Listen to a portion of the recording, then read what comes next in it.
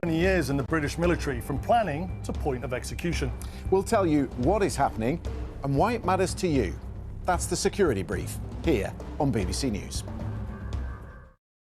As the war with Iran continues, the impact is being felt not only here in the Middle East, but also around the world.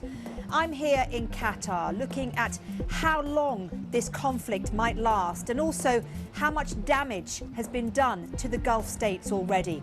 Join me on BBC News. Known as a safe place in a volatile region, the United Arab Emirates is engulfed in the war in the Middle East. Iran is lashing out at its neighbours, and a city of glass towers like Dubai is now dealing with missiles and drones. Join me, Asdin Shiri, for our coverage of the war on BBC News.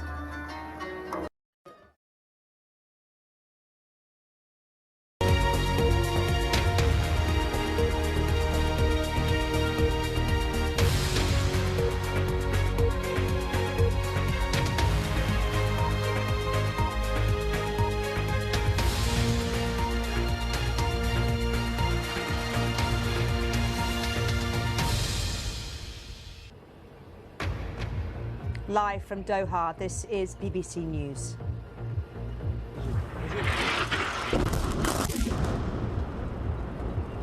Israel launches massive strikes on Lebanon's capital and orders evacuations in the country's south as it continues its offensive against Hezbollah. Israel says it's determined to defeat Hezbollah as a fighting force, and that means striking buildings like this. But it's clearly a war. A conflict that most people in Lebanon simply do not want. The US military says it's used powerful bombs to hit Iranian missile sites along the Strait of Hormuz. Iran retaliates, hitting Israel with cluster warheads in overnight strikes. 2 people are killed in Tel Aviv. And live from London, I'm Regina Vaidyanathan with the rest of the day's news. 5 new cases of meningitis are confirmed in Kent in the southeast of England, taking the total to 20 as vaccinations begin for university students. After a long and emotional debate, Scotland rejects a move to be the first in the UK to legalise assisted dying. And Morocco's been declared the winners of the 2025 Africa Cup of Nations. Senegal's win was overturned after the team's controversial walk-off in the final.